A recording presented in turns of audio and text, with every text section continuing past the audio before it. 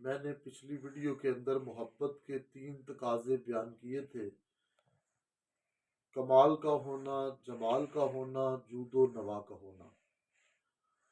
کمال کس چیز کو کہتے ہیں؟ کمال میرے پیارے نبی میں بھی پایا جاتا تھا، جمال بھی پایا جاتا تھا، جود و نوا بھی پایا جاتا تھا۔ کمال اس چیز کو کہتے ہیں کہ اگر کوئی پہلوان ہے، جیسے مثال دیتا ہوں حدیث پاک کی روشنی میں، کہ رکانہ بہت بڑا پہلوان تھا، اور مکے کے اندر اس کے طاقت کے پہلوانی کے چرچے تھے۔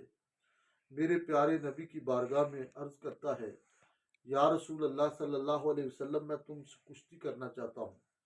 میرے پیارے نبی نے فرمایا کہ میں کشتی کرنے کے لیے نہیں آیا۔ اب اس کے اصرار کی وجہ سے بات کو مختصر وقت کے اندر کلوز کر رہا ہوں۔ بار بار اصرار کی وجہ سے میرے پیارے نبی آپ کے سامنے وہ رکانہ آتا ہے۔ میرے پیارے نبی نے اس کے ہاتھ کو پکڑا اور جھٹکا دیا، وہی رکانہ منہ کے بل گرتا ہے۔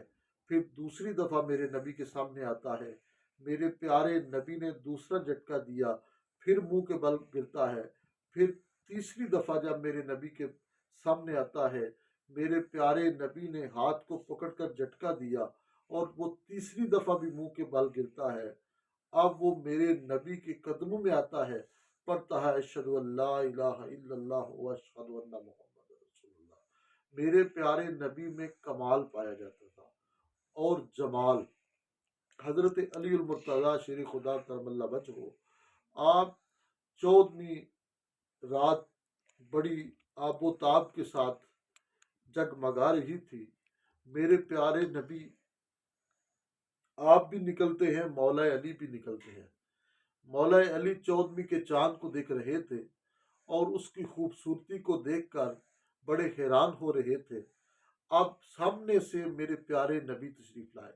جب مولا علی کی نگاہ اب میرے نبی کے چہرے والضحیٰ پر پڑتی ہے، تو مولا علی کی زبان پر جاری ہو جاتا ہے کہ بے شک 14ویں کا چاند بڑی آب و تاب کے ساتھ چمک رہا ہے، اور اس چاند کے اندر داغ ہیں، لیکن میرے پیارے نبی کا چہرہ جگمگا رہا ہے۔ میرے پیارے نبی کے چہرے سے نور کی لائٹیں نکل رہی ہیں، خوشبوئیں نکل رہی ہیں، اور یہ پورا علاقہ روشنی سے جگمگا رہا ہے۔ یہ میرے نبی کے اندر حسن و جمال پایا جاتا تھا۔